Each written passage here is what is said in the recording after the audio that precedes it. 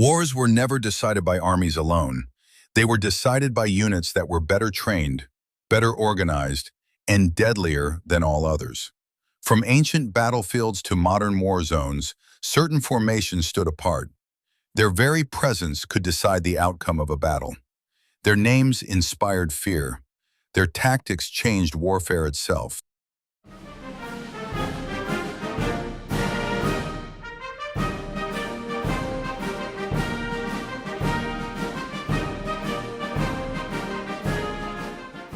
The Neo-Assyrian army was not just powerful, it was systematic. For the first time in history, war became a permanent profession. Assyria did not raise armies only in times of crisis. It maintained them at all times. Its soldiers carried iron weapons. They were supported by engineers trained to break cities. Walls were not obstacles, they were targets. Battering rams and siege towers reduced fortified cities step by step. Fear was their most effective weapon. Resistance was not negotiated, it was erased. Cities that defied Assyria were destroyed publicly. Their fate was meant to be seen. Through organization, logistics, and terror, the Assyrians dominated the Near East, and warfare changed forever.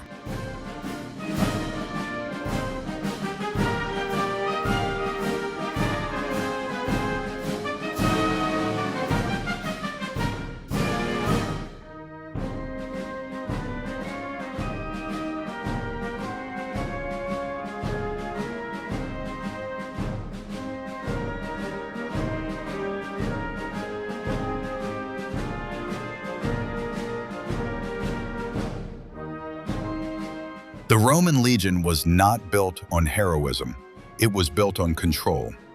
Roman soldiers trained constantly. They marched in formation. They built roads and fortifications wherever they went. Before a battle began, the battlefield already belonged to Rome. Legionaries threw their spears. Enemy formations broke.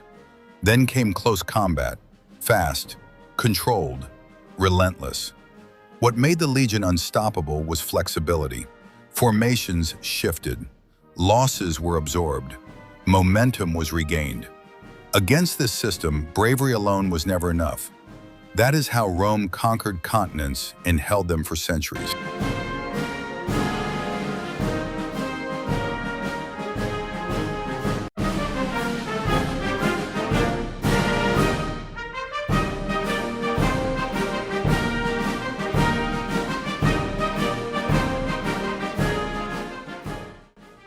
When Sassanid cataphracts entered a battlefield, they did not rush.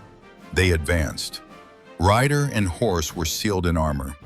Each warrior became a moving wall of steel. Their purpose was simple: break the enemy line in a single, crushing charge. Once momentum built, very little could stop them. Infantry formations shattered. Morale collapsed. Their impact was so effective that other empires copied their methods. Heavy cavalry dominated warfare for centuries because of what the cataphracts proved.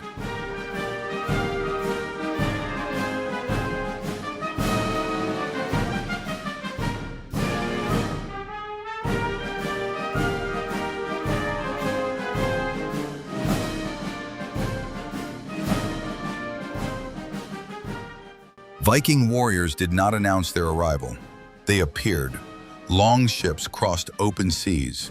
They slipped into rivers. They struck deep inland without warning. By the time defenses reacted, the attack was already over. Axes and spears fell fast. Targets collapsed. Then the Vikings vanished. But they were not chaotic raiders. They fought in formations. They understood discipline. They adapted to every battlefield. Their greatest weapon was unpredictability. Across Europe, fear arrived with the tide.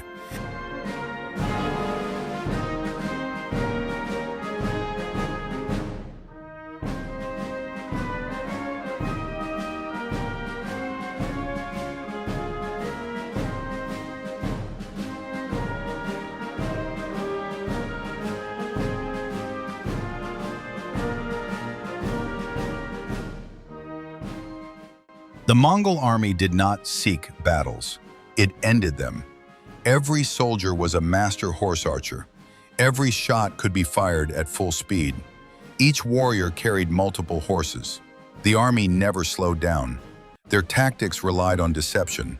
Retreats were traps. Pursuit meant destruction. By the time enemies understood the plan, the battle was already lost. Cities that resisted were destroyed.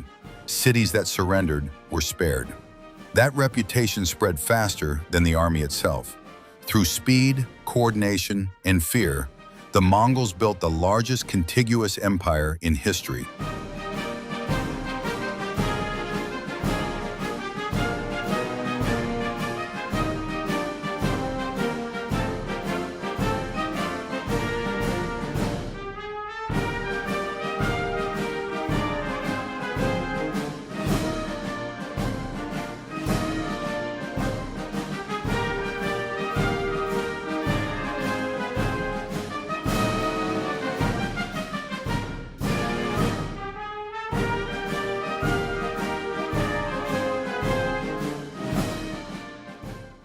The Spanish tercios changed infantry warfare.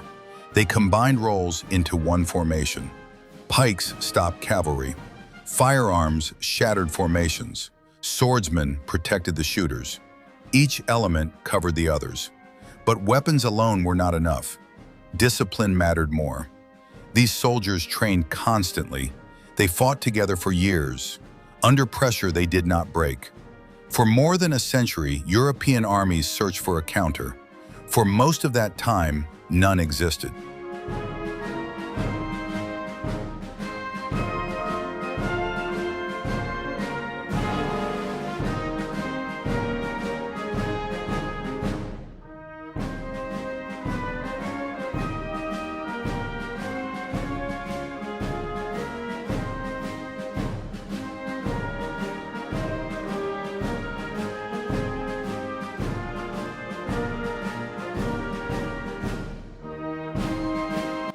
Napoleon did not win wars by fighting harder. He won by moving faster. His army was divided into independent corps. Each could march, fight, and survive alone. Enemies never knew where the decisive blow would fall, until it did. Infantry fixed the enemy, cavalry exploited weakness, artillery delivered the decision. Battles became fast, overwhelming, final. The Grande Armée dismantled Europe's old armies and redefined modern warfare.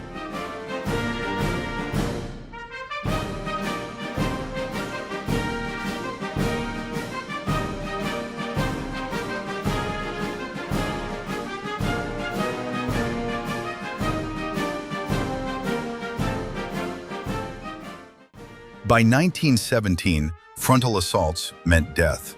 Stormtroopers were created to break the stalemate. They attacked only where the enemy was weakest. Small squads slipped through gaps. Strong points were ignored. Command posts collapsed. Artillery fell silent. The goal was not occupation, it was collapse. Grenades, light machine guns, flamethrowers, chaos replaced order. Their tactics reshaped infantry combat forever. Modern warfare followed their blueprint.